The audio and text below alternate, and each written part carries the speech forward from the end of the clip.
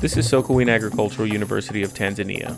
About 70 faculty members and graduate students from universities across Tanzania gather here and split into 3 groups for a week of intensive training. This week, they are all students.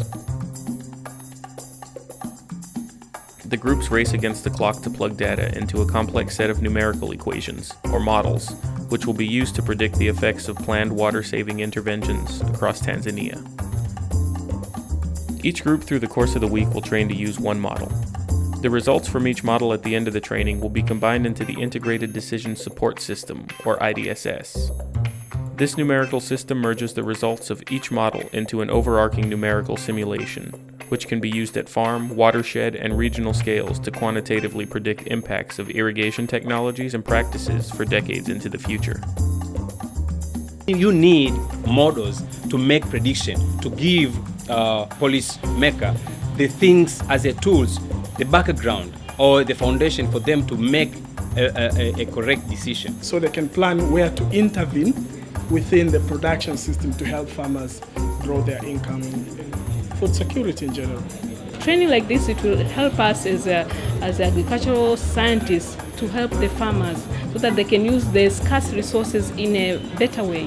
A farmer can have a rational decision on what to plan for his production. So it can help a lot in terms of efficiency and usage of the model in the farm to predict and to plan all that stuff.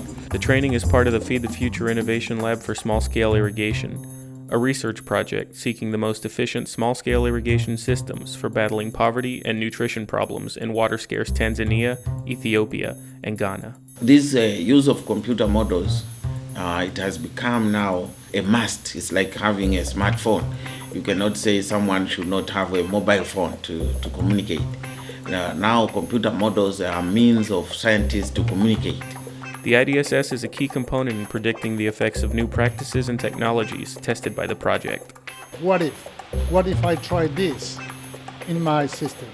What if I do something I saw in other places that other farmers are applying? Will that work in my case or not? That's an advantage of the model. It lets you play with the system without taking an action in the real system. Through modeling systems, scientists can use data collected over a short period of time to measure long-term effects on variables like sustainability, economics, water supply and quality, soil quality, plant competition, weather, pests, and different types of erosion. Faster way of analyzing a situation and coming up with a solution. But the training session carries impacts far beyond the scope of the Innovation Lab. The ability to use these tools can benefit the region immeasurably long into the future. And I expect tomorrow we are going to see so many agreements between our people and the people who are providing training on long-term interactions. If we measure our outcome 2 years from today, we should see some tangible outputs from the training that is just going to occur these 5 days.